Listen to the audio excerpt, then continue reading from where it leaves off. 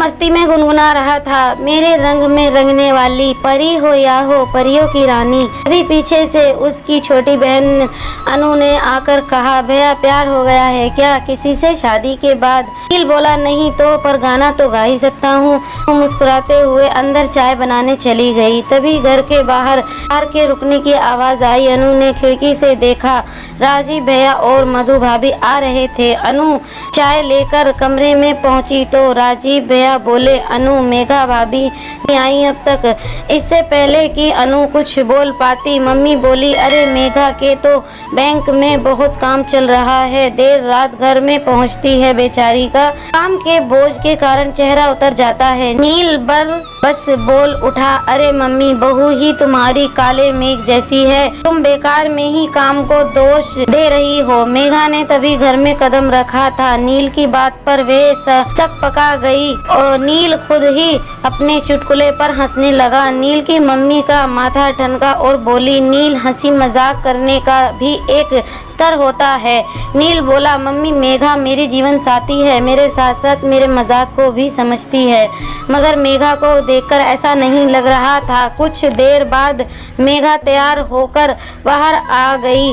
Maroon suit में बेहद सलोनी लग रही थी, परंतु नील बार बार मधु की तरफ देख रहा था। राजीव नील का करीबी दोस्त था। अभी पिछले हफ्ते ही उनका विवाह हुआ था। मधु बेहद खूबसूरत थी, परंतु मेघा के तीखे नैन नक्श भी कुछ कम नहीं थे। डाइनिंग टेबल पर तरह तरह के पकवान सजे हुए थे। अनु बोली, मधु भाभी ये फ्रूट कस्टर्ड और शाही पनीर हमारी मेघा भाभी की पसंद है। राजीव बोल उठा, अरे अनु मधु कुछ भी फ्राइड या ऑयली नहीं लेती है, चेहरे पर दाने आ जाते हैं। एक नील प्रशंसात्मक स्वर में बोल उठा, फिर गोरे रंग पर अलग से दिखते भी हैं, गहरे रंग में तो सब घुल मिल जाता है। मेघा बोली, हाँ सिवा के बाद मेघा वहाँ रुकी नहीं और दनाती हुई अंदर चली गई। उसके बाद महफिल ना जम सकी। जब वे लोग जा रहे थे तो मेघा उन्हें छोड़ने बाहर भी नहीं आई। कमरे में घुसते ही नील बोला, मेघा तुम बाहर क्यों नहीं आई? मेघा ने कहा, क्योंकि मैं थक गई थी और तुम तो थे ना वहाँ मधु का ध्यान रखने के लिए। नील गुस्से में बोला, इतनी असुरक्षित क्यों रहती हो? अगर कोई सुंदर है तो क्या उसे सुंदर कहने से मैं बेवफा हो जाऊंगा? मेघा बोली, नील मैं तुम्हारी तरह अपने पापा के साथ काम नहीं करती हूँ कि जब मर्जी हो तब जाओ और जब मर्जी हो तब मत जाओ। नील गुस्से में बोला, बहुत घमंड है तुम्हें अपनी नौकरी का, जो भी करती हो अपने लिए करती हो, मेरे लिए तो तुमने कभी कुछ नहीं किया। सुबह मेघा के दफ्तर जाने के बाद मम्मी नील से बोली, नील कुछ तो बिजनेस पर ध्यान दे, शादी को 7 महीने हो गए हैं, कल को तुम्हारे खर्चे भी बढ़ेंगे। नील हमेशा की तरह मम्मी की बात को टाल कर चला गया। रात को खाने पर पापा गुस्से में नील से बोले, तुम्हारा ध्यान कहाँ है? आज पूरा दिन तुम दफ्तर में नहीं थे, ऐसा ही रहा तो मैं तुम्हें खर्च देना बंद कर दूंगा। नील बेशर्मी से बोला, पापा आप कमाते हो और मम्मी घर पर रहती हैं, पर मेरे केस में मेरी बीवी कमाती है और मैं बाहर के काम देख लेता हूँ। रात में जब नील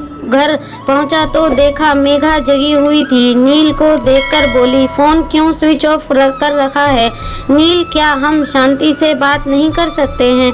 नील ने मेघा से कहा, मेघा मैं कोशिश कर रहा हूँ पर मुझे तुम्हारे साथ की जरूरत है। मेघा भी भर्राए स्वर में बोली, नील मैं जानती हूँ, पर जब तुम मेरे रंग पर कटाक्ष करते हो तो मुझे बहुत छोटा महसूस होता है। नील बोला, तुम पर नहीं मेघा, अपनी नाकामयाबी पर हताश होकर कटाक्ष कर देता हूँ। आज तक किसी से नहीं कहा, पर मेघा बहुत कोशिश करके भी अपनी नाकामयाबी की परछाई से बाहर नहीं निकल पा रहा हूँ। तुम अच्छी नौकरी में हो, तुम नहीं समझ सकती कि कितना मुश्किल है नाकामयाबी का बोझ ढोना। मेघा सुपकते हुए बोली, जानती हूँ नील कैसा लगता है जब लोग आपको रिजेक्ट कर देते हैं।